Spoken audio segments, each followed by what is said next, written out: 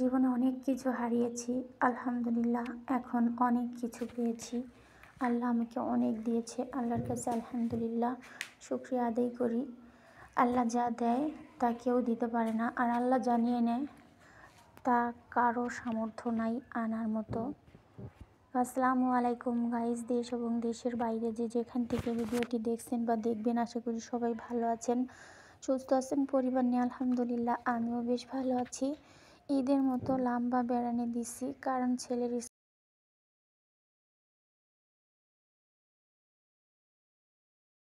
পর বন্ধ, একসাথেই দোনোটা বন্ধ পড়ছে। তো সেই সুযোগেই বাড়িতে চলে আসলাম, কারণ আমার তো শ্বশুর শাশুড়ি অনেক আগেই মারা গেছে। তো আমার হাজব্যান্ড সবার বড়, তো ছোটো ননদের জামাই অনেক রিকোয়েস্ট করে, ভাবি আমাদের বাসায় একদিন আসেন। তো সময় পাই না, আর যাই বাসায় 1 সপ্তাহের মতো থেকে আসলাম। তো আমার ছোট যা দেবরও গেছে, তোমরা যারা ভিডিও দেখছো তারা তো অবশ্যই জানো। তারপর সবাই একসাথে খুব মজা করলাম, থাকলাম ওখানে, তো ভালোই। আর এখন আবার বাড়িতে আসছি, তো যখনই বাড়িতে আসি কিছু না কিছু কাজ করতেই হয়, থাকে। আগের বার আসছি, বাড়ির বাউন্ডারিটা চারপাশে দিয়েছি, আর এবার আসার পরে আবার দেখা যাচ্ছে মায়ের এখানেই আমরা সবসময় খাওয়া দাওয়া করি থাকি। তো মায়ের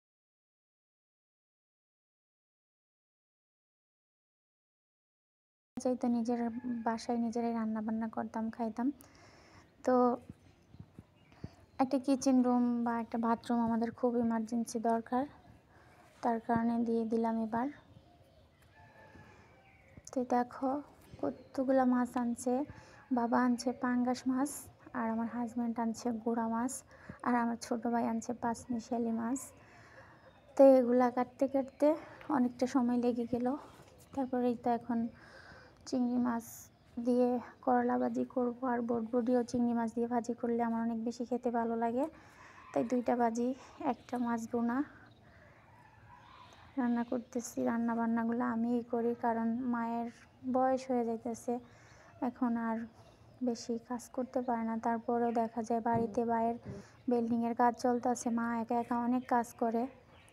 বাইরের বউটাও তো বাড়িতে থাকে না, ঢাকায় থাকে, আমিও ঢাকায় থাকি। 2টা বোন গ্রামে বিয়ে হয়েছে, ওরাও আসতে পারে না কাজের ইতে, যার যার সংসার নিয়ে শেষে খুবই ব্যস্ত, কারণ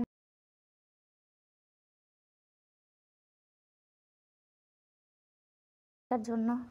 তো এই কারণে আমি মায়ের দিকে চিন্তা করে রান্না বান্নাগুলো নিজেই করি, তোমাদের সাথে শেয়ার করি। কেমন লাগে অবশ্যই কমেন্টে জানাবে।